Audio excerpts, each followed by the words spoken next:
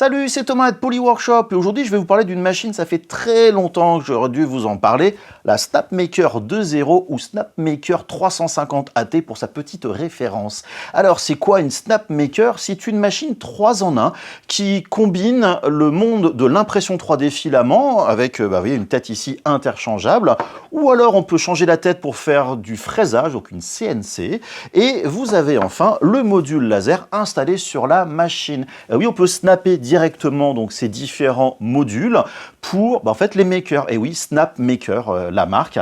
Et donc cette marque qui n'est pas voilà la plus fameuse dans l'impression 3D ou dans le laser, parce que c'est normal en fait. C'est une marque qui fait les trois. Et d'ailleurs, je ne vais pas dire bêtise, je crois que c'est quand même la seule marque qui propose ces trois modules directement intégrés. Alors depuis Bamboula mélange aussi l'impression 3D, la découpe avec le laser aussi, mais Snapmaker était bien présent avant ça. C'est une marque depuis quelques temps qui existe. Et donc cette marque-là propose des solutions, je dis bien des solutions, pour ces makers. On est plutôt dans le haut de gamme, je ne vous le cache pas, on est plutôt dans le Apple du maker. Ça, vous allez voir au fur et à mesure, la fabrication, c'est vraiment ultra qualitatif. Mais donc, il y a aussi une autre génération suivante. Celle-là est toujours, bien sûr, disponible. Là, c'est plutôt l'entrée de gamme, et donc version plus haut de gamme, la version artisan, qui reprend le même principe, sauf que on a un module laser qui est beaucoup plus puissant, le module pour le fraisage CNC aussi est beaucoup plus puissant, performant. Le côté impression filament, vous avez une tête double extrusion. Donc bref, voilà, on est vraiment à un niveau supérieur, mais le concept reste le même. Ce qui veut dire que si ce genre d'écosystème de machines modulaires vous intéresse, n'hésitez pas à checker le site. J'ai mis donc les liens en description pour voir un petit peu ce qu'ils proposent. Et le but de cette vidéo va être bien évidemment de vous parler de la machine, les pour, les contre et tout ça. Mais surtout, restez bien jusqu'au bout car je vais vraiment vous parler par la suite de à qui est destinée cette machine. Vous savez, des fois dans les tests, j'aime bien dire à qui, si vous êtes comme ça ou comme ça, c'est plutôt ça ou pas comme machine.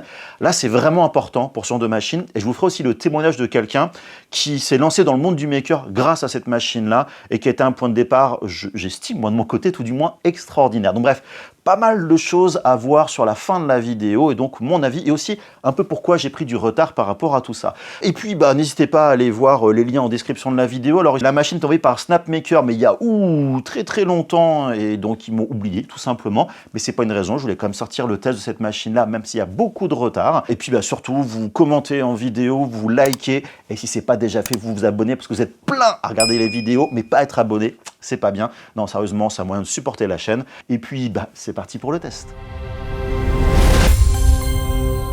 Et quand vous déballez la machine, il y a beaucoup de cartons. Et oui, elle arrive entièrement en kit entre la machine, le coffrage et tout.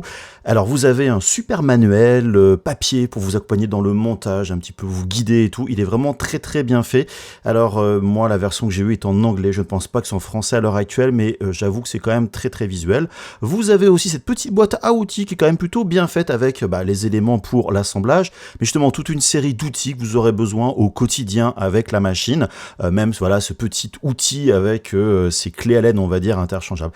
Maintenant, au niveau de la machine, tout est axé autour de ces modules motorisés. En fait, c'est un déplacement linéaire. C'est quand même, franchement, très robuste. Et surtout, c'est protégé contre la poussière. Et oui, c'est important pour l'aspect, on va dire, CNC de la machine. Franchement, c'est plutôt costaud. Donc là, voilà, l'assemblage, il suffit juste de visser notamment les modules sur le support du plateau sur lequel on va poser le socle vraiment de base et vous remarquez déjà au niveau de la fabrication, c'est de l'alu franchement bien épais, très costaud. Franchement, ça respire la qualité quand on monte la machine. Là, il s'agit après de monter bien évidemment les deux modules motorisés verticaux, important pour le côté autant impression 3D que pour le côté laser, etc. Donc le process c'est toujours pareil, c'est des vis à faire, mais il y a quand même pas mal de vis et justement ces modules motorisés, vous voyez ici, il faut pousser relativement fort. Il n'y a pas de jeu, parce qu'en fait, c'est une vis sans fin à l'intérieur qui tourne par un moteur. C'est différent des systèmes des imprimantes 3D pour ceux qui ont déjà une imprimante 3D, on va dire assez classique. Donc, il y a du cable management à faire pour tout bien placer en bas. Il y a ici le module de connexion, et oui, il y a tous les éléments, les moteurs, etc. à connecter, mais aussi les accessoires. Vous avez notamment ici le boîtier d'alimentation qui je suppose inclut aussi la carte mère, et surtout vous avez les 3 têtes totalement différentes en fonction des usages que vous allez faire. Donc là vous avez la tête pour l'impression 3D avec notamment l'accès intérieur à la partie extrudeur en cas de pépin. C'est vraiment compact. La tête laser, donc ici j'ai la tête vraiment la plus faible, 1,6 watts, avec en dessous le module caméra pour la mise au point, et enfin le module fraisage, on va dire, donc le spindle pour voilà, donc faire votre fraisage. Et donc ces modules sont à attacher directement sur le module motorisé horizontal, donc l'axe X tout simplement. Et là donc j'installe la partie impression 3D filament avec un plateau magnétique. On est quand même sur une taille relativement grande, hein, donc 35 par 35, c'est quand même plutôt pas mal. Et là il y a beaucoup de vis installées sur le plateau. Bon, il n'y a plus qu'à lancer la machine avec cette petite télécommande à côté, franchement, qui est plutôt bien dans un format, on va dire, smartphone. Et là, il y a donc, je lance la calibration du plateau pour être sûr qu'il est bien, enfin, disons que l'imprimante va compenser éventuellement ces irrégularités. Et vous voyez, au total, 1h41 pour tout faire. Et petit détail, voilà, il vous invite à réutiliser tous les cartons pour faire des choses maker, par exemple la découpe laser, pourquoi pas.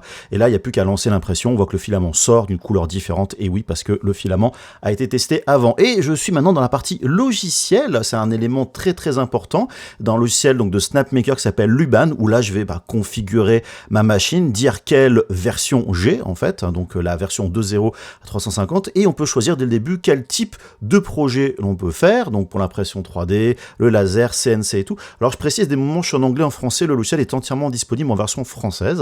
Là vous voyez, pour le filament, je reviens, donc on a les préconfigurations pour les différents filaments, les différents types et tout, ce qui veut dire qu'on peut cliquer tout simplement voilà, sur les paramètres. J'ai créé mon propre profil, et là vous pouvez quand même, si vous le voulez, prendre le contrôle avec, alors là je suis dans le cas où j'ai tous les paramètres d'afficher. Vous voyez, il n'y a pas forcément grand chose au niveau des profils de filaments, j'insiste bien, parce que bien sûr il y a les profils de, je dirais, concernant la machine. Vous voyez là ici, je suis dans les profils donc d'impression normale, rapide, des belles surfaces de lissage, plutôt costaud, ou mon profil. Et là c'est pareil, on peut avoir les paramètres autant basiques que avancés, et vous allez pouvoir choisir justement, enfin prendre le dessus sur la machine. Donc vraiment, soit on prend les configurations toutes faites, soit on peut vraiment prendre la main intégralement sur les process d'impression.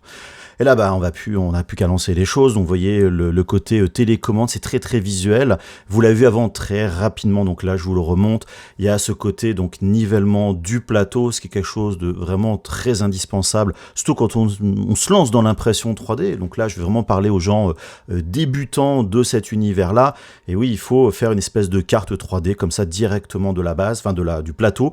Et à la fin, on n'a plus qu'à vraiment régler le niveau de la buse le plus proche possible du plateau. Il n'y a plus qu'à lancer l'impression.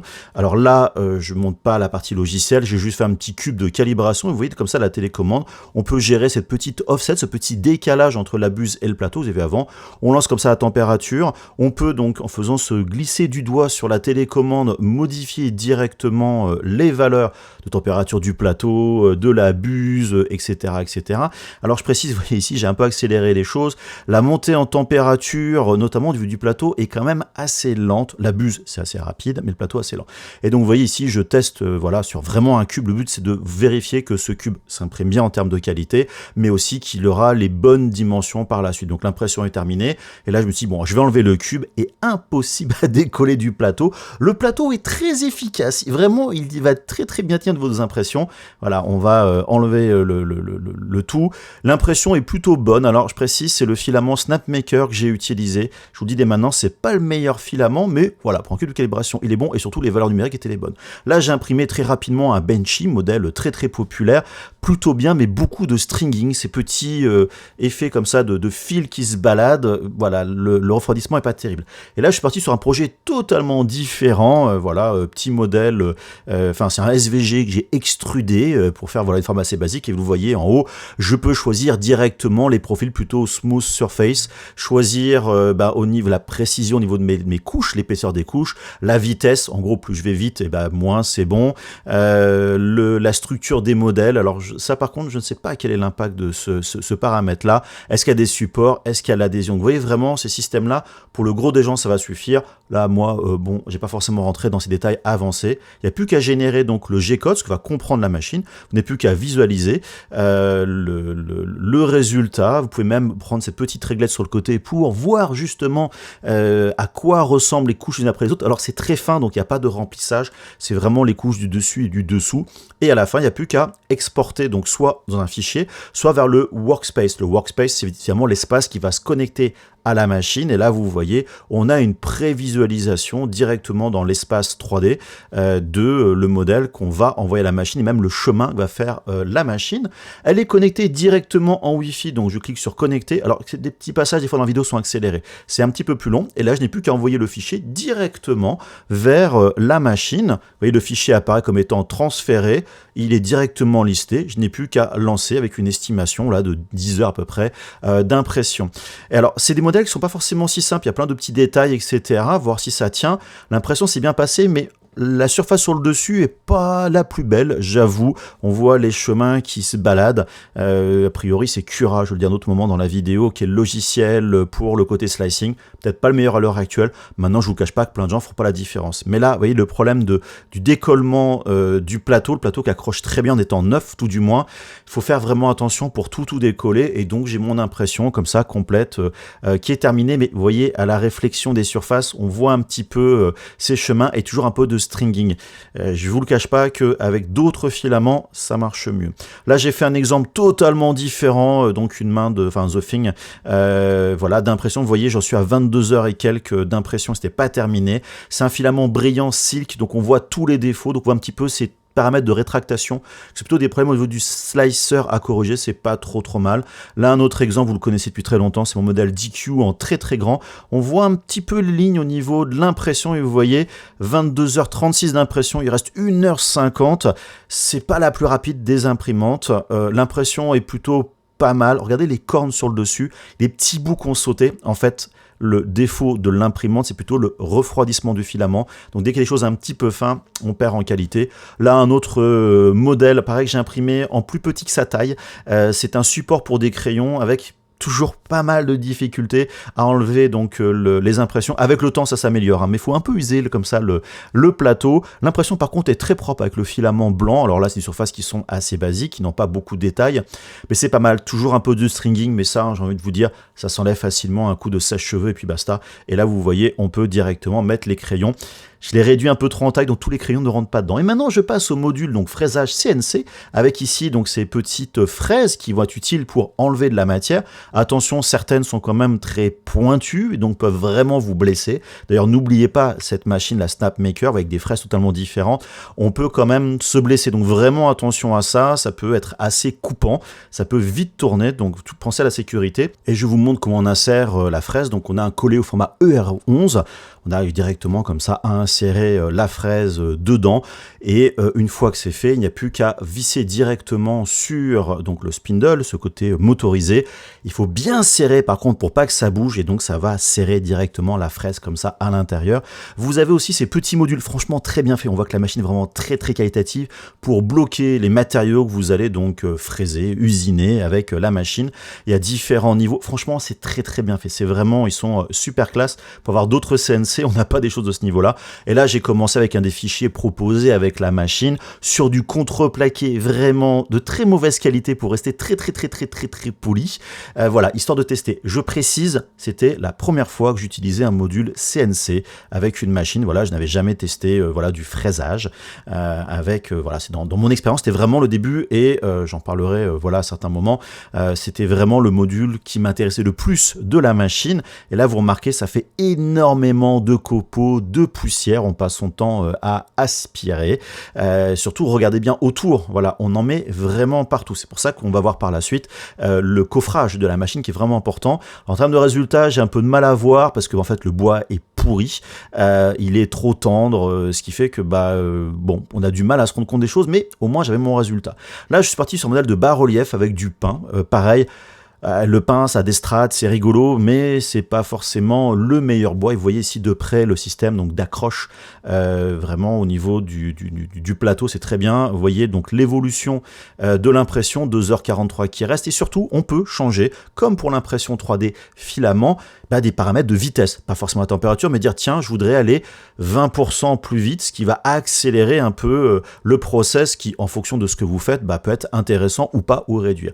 Donc vous voyez, rester à la fin, encore et toujours beaucoup de poussière, enfin de petits copeaux partout. Vous voyez sur l'écran, sur les modules, les moteurs, bref, c'est des trucs assez classiques. Et vous voyez le résultat. Donc là, la qualité est pas ultra ouf quand on regarde de près, mais franchement, pour un premier test et pas les bonnes fraises, j'y connaissais que dalle à l'époque, j'étais super content. Là, je suis parti sur mon logo, donc Polyworkshop, avec un bois totalement différent, on est sur du chêne.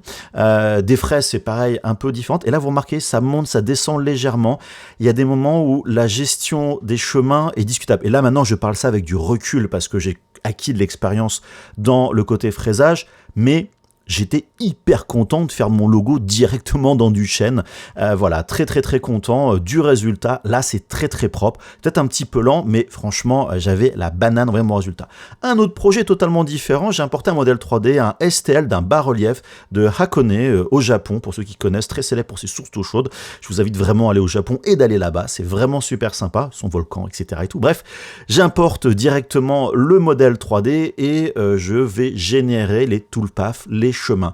C'est pareil, on va le voir donc par la suite, il y a des préconfigurations, un peu moins que le filament, j'avoue, mais on peut se lancer et j'avoue que d'être dans un écosystème logiciel permet de voir les résultats, d'anticiper ce que l'on va avoir. C'est vraiment un truc très cool. Et là, pour accrocher l'ensemble, j'ai fait la technique assez classique du double face.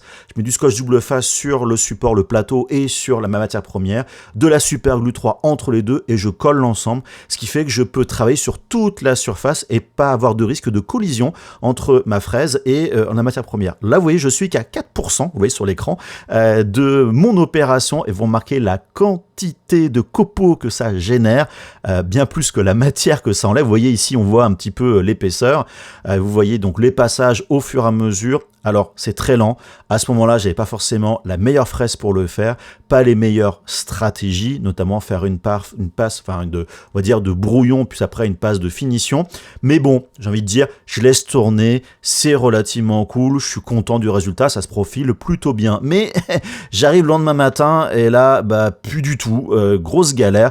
En fait, je ne sais pas à quel moment, mais la fraise, vous voyez ici, elle sort carrément de la surface, elle s'est décalée, elle a dû taper quelque part dans le bois, un morceau qui était trop dur, et forcément, c'est parti en vrille, donc ça a décalé le moteur a dû forcer au-delà d'eux. Et vous remarquez que la technique de la colle marche très très bien.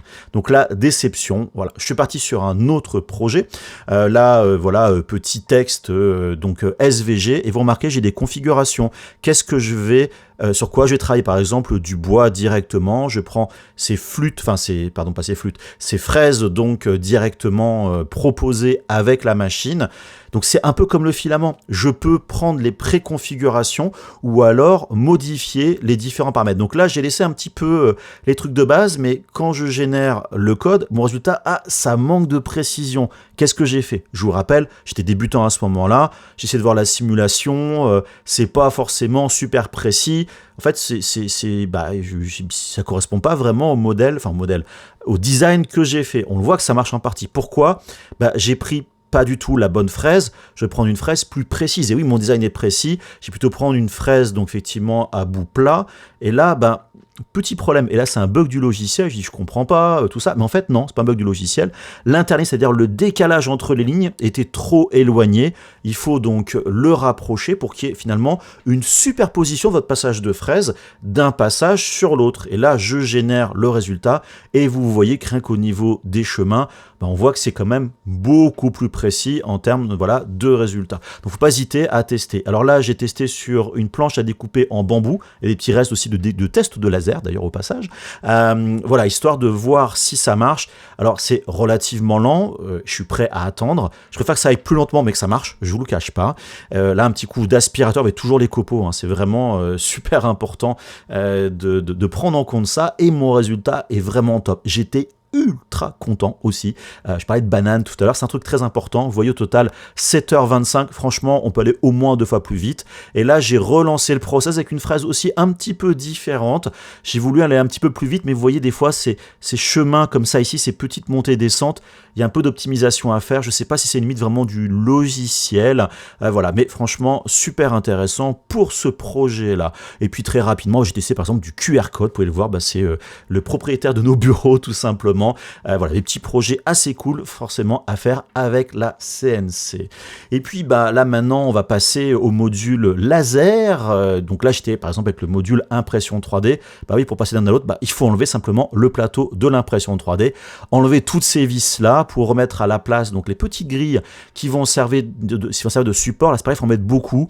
Vous allez le voir, j'ai pas tout mis, j'ai un peu de mal à comprendre pourquoi il faut mettre autant. Le côté très plan de l'impression 3D, voire CNC, je peux comprendre la rigidité. Pour le laser, un peu moins, et franchement, ça bouge pas du tout. Voilà, donc ça, c'est un petit peu le truc qui prend du temps. C'est pareil, il faut enlever le module que j'avais avant, donc là, ici, filament, pour installer le module laser. C'est-à-dire qu'à chaque fois que vous changez avec cette version de base de la SnapMaker, il y a un module de changement rapide qui est optionnel. J'en parlerai dans la conclusion. Voilà, donc il faut faire cette opération. Et là, vous voyez, à chaque fois, ils vous préviennent bien, attention, et la sécurité, il faut faire attention. Et là, je voulais vous montrer, voilà, j'ai aussi le coffrage de la machine qui permet donc de protéger l'ensemble. Il faut avoir le module à l'extérieur. Vous remarquez aussi l'aspiration. Alors, j'ai utilisé une aspiration d'une marque différente, mais il faut évacuer vers un filtre ou alors vers l'extérieur. Et vous remarquez ici, on peut ouvrir avec des portes battantes, mais qu'on peut aussi coulisser pour avoir un meilleur accès. Maintenant, je vous cache pas, vous voulez changer la tête, etc. sur le dessus, c'est un petit peu galère. Et vous remarquez, ce n'est que posé, donc on peut facilement l'enlever et la remettre, mais ça bouge un tout petit peu. Faut aussi voir que l'ouverture, faut pousser, des fois, il faut s'y prendre à deux mains.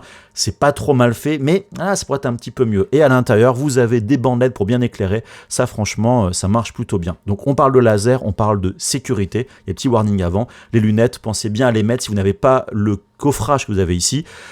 Pour accrocher votre matière, des petits trucs en silicone, franchement, c'est pas très pratique. Vous voyez, au milieu, ça empêche de ne pas bouger au milieu. Et il faut bien sûr calibrer le laser.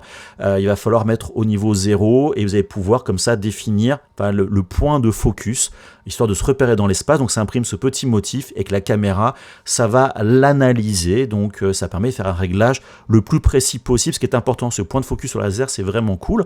Ça continue par faire un petit test sur une feuille de papier pour justement avoir une position des bonnes dimensions, quelque chose de plus grand que cette petite ligne que l'on a avant.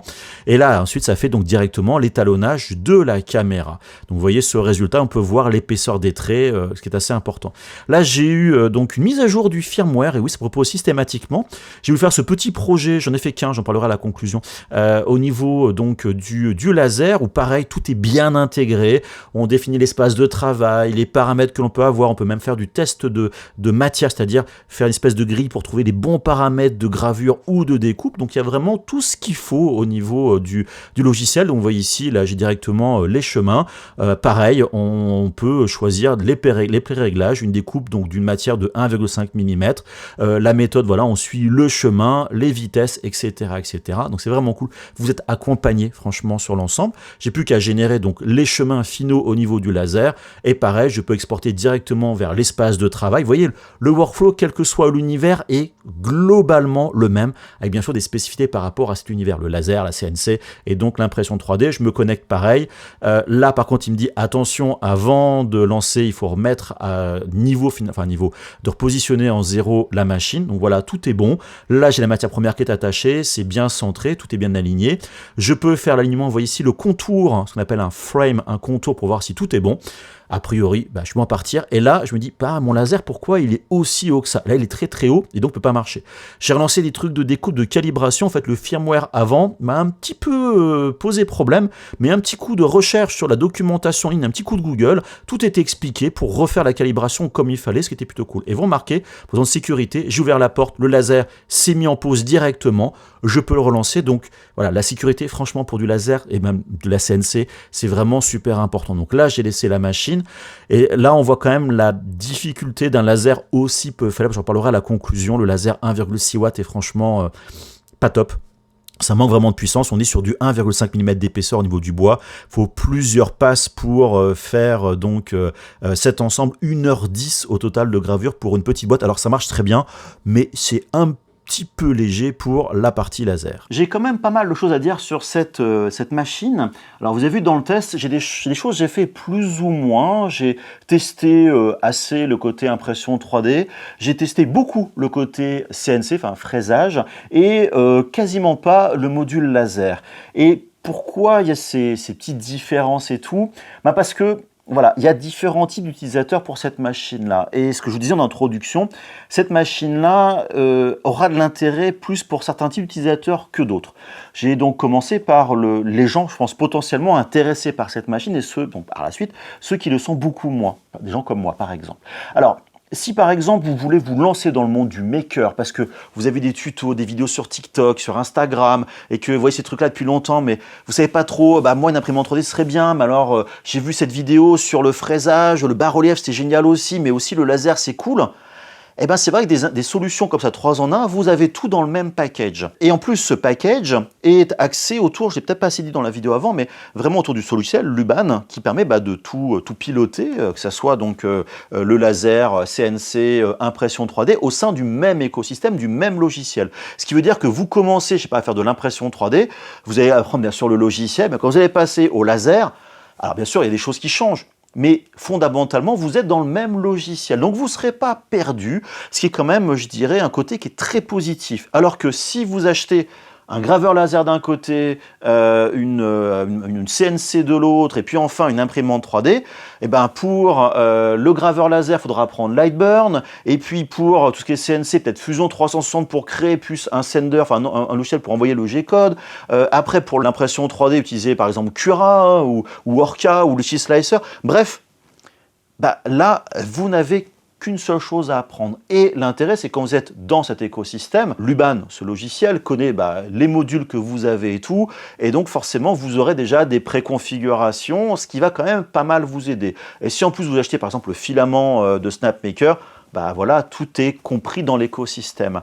Ce qui veut dire que, voilà, vous voulez vous lancer dedans, vous êtes curieux, vous savez pas trop, vous avez un peu les moyens, il faut dire ce qui est, parce que c'est quand même pas la solution la moins chère à l'heure actuelle, c'est quelque chose de très très bien. Si par exemple vous êtes du genre à partir de mon âge, ou même pourquoi pas pré-retraité ou retraité, et que voilà, le côté technologie vous prend la tête, c'est pas votre kiff, si vous avez du temps, franchement, c'est génial. Vous allez comprendre pourquoi je parle du temps par la suite. Donc voilà, vous êtes typiquement ce genre de personne pour vous lancer. Et je vais vous parler justement d'un ami à moi qui a eu en fait ma première SnapMaker, parce que j'en ai eu 2 en fait. La toute première génération de la T, enfin qui n'était même pas la T d'ailleurs, la SnapMaker 350 à l'époque, qui n'avait jamais utilisé ces machines à imprimante 3D, laser et CNC. Et en fait, ça l'a lancé dans ce monde-là, c'est un truc qui s'éclate, il a fait plein de trucs, et depuis, il a évolué, il a acheté notamment d'autres imprimantes, autant filament que graveur laser, il utilise toujours la SnapMaker comme CNC, voilà, comme machine, donc salut Benoît, au passage, je te fais un gros coucou. C'est une machine qui va vraiment être géniale pour se lancer, découvrir ce monde. Maintenant, elle a quand même des défauts. Par exemple, le module laser, il manque vraiment de patates. Ce qui veut dire que vous n'allez pas découper des choses très très épaisses. Donc ce petit projet que vous avez vu juste avant, c'est du 1,5 mm au niveau du contreplaqué, qui est vraiment très très léger et il faut plusieurs passes pour découper. Ce qui veut dire que voilà, c'est pas un super graveur de découpe. Par contre, ça va mieux graver. Au niveau de l'impression 3D, le module, il fait le taf, mais à l'époque, des imprimantes 3D maintenant qui ont des compensations de vibrations, qui ont la gestion de pression au niveau du débit du filament, vraiment plein de trucs qui vont très très vite, on va pas forcément aussi vite et la qualité est peut-être pas aussi bonne que ce que l'on a à l'heure actuelle. Et le côté CNC, donc le côté fraisage, qui est pour moi le meilleur module de la machine, je vous le dis dès maintenant, enfin selon moi tout du moins, il marche bien, mais vous allez faire que du bois avec, espérez pas faire du métal, c'est pas fait pour, et le bois plutôt du bois tendre et pas des bois très très durs. Le chêne, on est vraiment à la limite de la machine. Par contre, la machine en elle-même, elle est ultra robuste, qui est très bien pour le côté CNC. Donc ce qui veut dire que voilà, vous avez une machine complète, un super écosystème, et le mais, c'est que vous n'aurez pas le meilleur du CNC, le meilleur du laser et le meilleur de l'impression 3D. Maintenant, et par expérience, je l'ai vu hein, dans ma longue carrière, on va dire, de personne qui fait de l'impression 3D, tout du moins, c'est que je monte des impressions 3D et les gens disent « Ah, mais c'est génial, c'est super cool, c'est top !» Et pour moi, l'impression 3D, elle n'est pas top du tout. Et ça, je le vois très très souvent.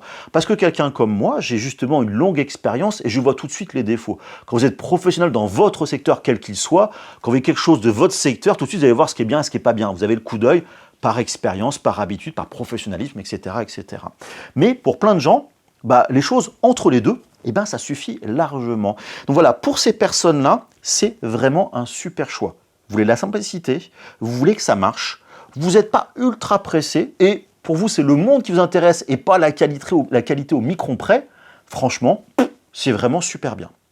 Maintenant, vous voulez vous faire plaisir, vous pouvez prendre, notamment pour le laser, le module un peu plus puissant. Là, maintenant, je vais parler un peu des défauts en même temps de la machine. Le module de base de 1,6 watts, c'est vraiment léger. C'est vraiment, vraiment léger. Voilà, comme je disais tout à l'heure, la découpe, voilà, c'est super léger, de la gravure. Voilà, il faudrait le module de 10 watts, ce serait mieux. Donc, il faut augmenter un petit peu le prix. Voilà, l'impression, ça peut suffire, etc. et tout. Par contre, vous avez les moyens et vous savez que vous allez être exigeant. Vous savez que vous allez vouloir aller plus loin dans le côté CNC, dans le côté laser, une impression de meilleure qualité, voire peut-être plusieurs filaments. Dans ces cas-là, regardez vraiment du côté de l'artisan. J'en parlais un peu rapidement d'introduction, qui est vraiment la version, on va dire, premium de cette machine-là. Le concept reste le même, l'écosystème reste le même, mais vous avez des lasers plus performants. Vous avez pour la CNC une broche de 200 watts. Pour le filament, vous avez une double tête, enfin double extrusion pour faire 2 filaments et tout en même temps. Donc voilà, c'est vraiment la qualité au-dessus. C'est beaucoup mieux, mais un prix vraiment premium. C'est pour ça tout à l'heure que je parlais un peu de l'Apple, de l'impression 3D au début. Parce que voilà, on est sur des prix, on va dire, à la Apple. Mais la qualité de la machine, on n'a rien à dire, c'est hyper robuste. Et donc, je vais parler maintenant de l'autre type d'utilisateur, des gens comme moi, par exemple. Je ne suis pas du tout la personne pour ce genre de machine. D'ailleurs, c'est une des raisons pour laquelle j'ai mis autant de temps à sortir cette machine, c'est que moi, à mon niveau, à mes besoins et à mes attentes, j'étais assez frustré de la machine. Je pense que je serais beaucoup moins frustré par l'artisan, honnêtement. Mais moi, j'avais que celle-là. Déjà, quand j'ai vu les specs de la machine, je me dis, bon, le filament, pourquoi pas. C'est un grand volume, ce qui est assez bien. C'est quand même un volume plus grand que les petites machines qu'on a depuis quelques temps. C'était à l'époque où il y avait la norme des 30 par 30 par 40 cm, enfin 30 par 30 par 40 cm était le standard. Là, on s'en rapproche quand même pas mal. Donc voilà, c'était assez cool. La qualité est discutable, surtout c'est qu'elle est lente, comme imprimante 3D filament. C'est pas du tout la plus rapide à cause de ces modules linéaires, ce qui sert en fait à déplacer les plateaux, la tête et tout. C'est très très robuste, c'est très très stable, mais c'est pas aussi rapide que ce qu'on a à l'heure actuelle. En fait, à l'intérieur, c'est juste une vis sans fin qui est motorisée, donc forcément, c'est un peu comme les axes Z sur vos imprimantes pour ceux qui connaissent. C'est pas non plus les plus rapides, et encore, ça va vite maintenant. Voilà, c'est relativement lent. Ce qui fait que ça fait le taf, mais on est assez limité. C'est pareil, le slicer Luban marche plutôt bien. Il est quand même basé sur Cura, mais on est dans une époque où on peut faire un petit peu mieux. Mais franchement, ça fait quand même le taf. Au niveau du module laser, je vous l'ai dit il y a quelques instants, pour moi 1,6 watts, c'est inutile. Toutes mes machines jusqu'à maintenant, je crois que la plus faible que j'avais tout au début était d'une 5,5 watts. J'ai quasiment eu que de 10 watts jusqu'à du 40 watts. Je vous épargne le CO2, les fibres et tout ce qui va à côté. Et je me disais 1,6 watts, qu'est-ce que je vais faire avec ça? Et donc vous l'avez vu, ce petit projet fait au laser. Ouais, on va découper du 1,5 mm et ça va s'arrêter là. Et encore en plusieurs passes. Cette petite boîte, 1h10 pour faire un projet comme ça, c'est vraiment trop long. Et ce qui veut dire que voilà, pour moi, le laser, dans mon cas, à moi, j'insiste bien, a zéro utilité. Donc la seule utilité que je vais avoir, ça va être l'impression 3D. Alors moi, j'ai plein d'imprimantes 3D, mais imaginons que j'en ai pas. Je vais encore faire avec, mais je vais vite me sentir frustré.